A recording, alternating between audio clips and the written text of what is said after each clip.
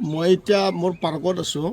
মানে যোৱাকালি মই হোৱাটছআপত এটা ভিডিঅ' দেখা পালোঁ আমাৰ ABUMCৰ সভাপতি টাইছন হুছেইন ডাঙৰীয়াৰ।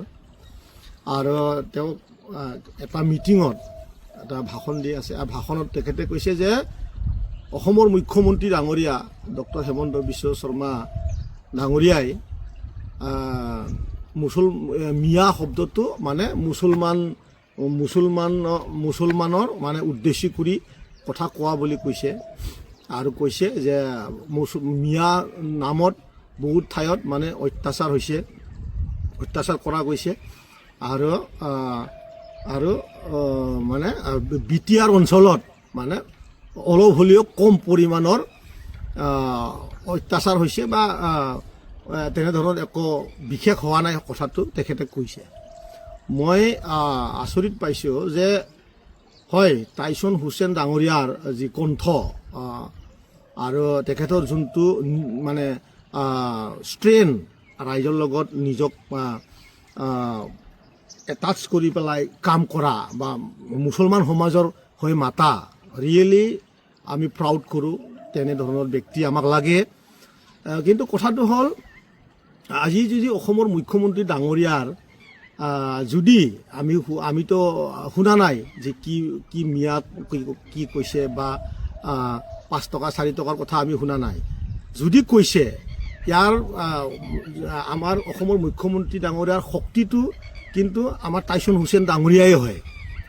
বিশেষ মই বেলেগত নাজানো, আমাৰ BTR অঞ্চলৰ কথাটোকে কওঁ। কাৰণ যোৱা নিৰ্বাচনত আমি যেনেকৈ হাৰিলোঁ, খুব বেয়াকৈ হাৰিলোঁতো আমি BPFৰ লগত। তো BPF বুলিতো আজি আৰু তেনেকুৱা কোনো মানে BPF বুলি ক'লে বেলেগ জনগোষ্ঠীসমূহ নাই। বেলেগ জনগোষ্ঠীসমূহ BPF এতিয়া নকৰে। এতিয়া BPFৰ নামটো মই সলনি কৰিছোঁৱে, BMPF মানে বড়োলেণ্ড মুছলিম পিপল ফ্ৰণ্ট। মানে BPFৰ ভিতৰত মুছলমান এতিয়া 4 লাখ মুছলমান সোমাই আছে।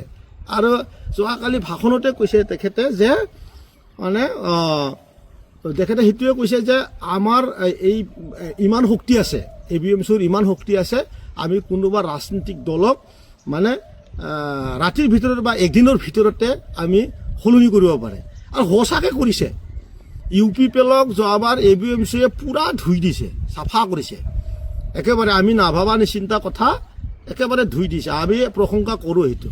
কিন্তু এতিয়া আজি এই ইমান ডাঙৰ শক্তি অসমৰ মুখ্যমন্ত্ৰী ডাঙৰীয়াই পাইছে, সেইটোতো আপোনাৰে হাত আছে, আমিতো সেইটোৱে ক'ব লাগিব না।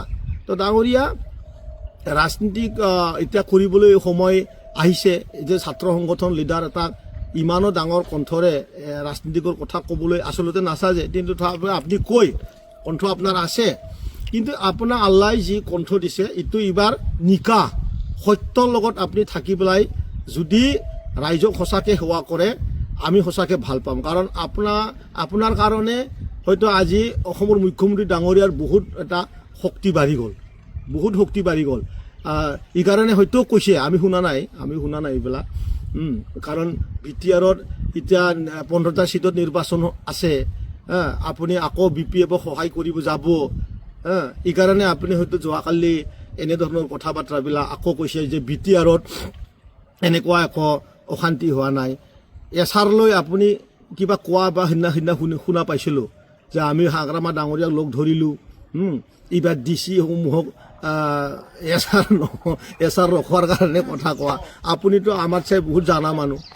এনেকুৱা এটা মানে ভুৱা মিছা কথাৰ লগত আপুনি ইমান ডাঙৰে দিনত এবাৰ হ'লেও নামাজ পঢ়ে। মই ভাবোঁ আল্লাহক আগত মানে ৰাখি পেলাই একদম নিজৰ বুকুত হাত দি পেলাই এই নিৰ্বাচনতো আপুনি সত্যৰ ওপৰত আপুনি যদি যায়, সত্যৰ ওপৰত গেলে আপুনি মোক পাব। বিশেষ কৰি মই যুৱ শাখাৰ সভাপতি, মই ৰাকেশ মোৰ নাম, আপুনি পাব।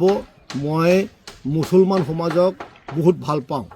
ভাল এইকাৰণে পাওঁ, মোৰ কিছু লাম্বা জীৱন মই মুছলমানৰ ঘৰত ভাত খায়ে মই ডাঙৰ দীঘল হৈছোঁ। মোৰ বন্ধুবিলাকে যেতিয়া 6 মাইলত জুম্মা মছজিদত যেতিয়া নামাজ পঢ়ে, সেই নামাজৰ প্ৰত্যেকটা শুকুৰবাৰত মই মছজিদৰ প্ৰাংগণত বহি পেলাই মানে মোৰ বন্ধুৰ জুম্মা পঢ়াৰ মই ৰখি ৰখি কত বছৰ মই এই দিন পাৰ কৰাইছোঁ। মোৰ বহুতটা মিত্ৰ আছে মোৰ লগত ব্যৱসায় কৰাৰ সময়ত একেলগে আমি ব্যৱসায় কৰা। এইকাৰণে মুছলমানৰ হৃদয়টো মই বুজি পাওঁ। টাইছন হুছেইন ডাঙৰীয়া, মই খোলা আপোনাক আহ্বান কৰিছোঁ, এই বিধানসভাত আপুনি মোক সহায় কৰিবলৈ আগবাঢ়ি আহিব পাৰে, আহিব লাগে। ধন্যবাদ।